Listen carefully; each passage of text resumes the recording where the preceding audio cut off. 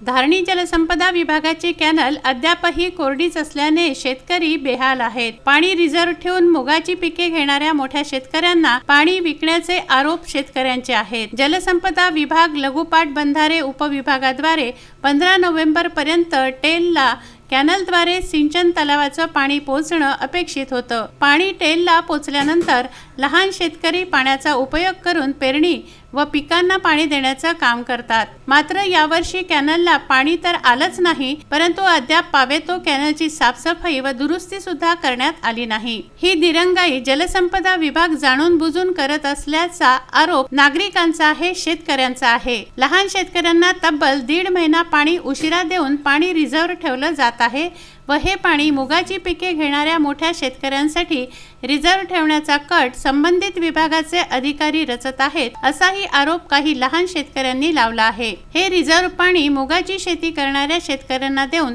त्यांच्याकडून अवैधरित्या हजारो रुपये वसूल करून शासनाच्या तिजोरीला चुना लावण्याचं काम केलं जात आहे। मुगाचे पीक फक्त 2 महिन्यात येणारे पीक असून या पिकाला 4 वेळा पाणी देण्याची गरज असते। म्हणून आगामी मुगाच्या पिकासाठी लहान शेतकऱ्यांसोबत संबंधित प्रशासन खेळ खेळत असल्याचे आरोप होत आहेत।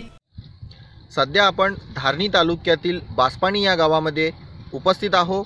आपल्याला या ठिकाणी पाहावयास मिळत आहे की हे मांडवा तलावातील सिंचन कॅनल आहे आणि या सिंचन कॅनलमध्ये आतापर्यंत पाणी आलं पाहिजे होतं आणि येथील जे शेतकरी आहे त्यांना त्यांच्या पिकासाठी ते उपयोगात ते आणलं पाहिजे होतं। पण आतापर्यंत आपल्याला सद्यस्थितीमध्ये पाहावयास मिळत आहे की इथं कोणत्याच प्रकारची कॅनलमध्ये संबंधित विभागाद्वारे साफसफाई सुद्धा करण्यात आलेली नाही आणि इथं पाणी सुद्धा आलेलं नाही आहे। ही एक गंभीर परिस्थिती या ठिकाणी शेतकऱ्यांसाठी निर्माण झालेली दिसून येत आहे। तस्मीन शेख, जुगल किशोर जयस्वाल, शकील अहमद, विदर्भ न्यूज, धारणी।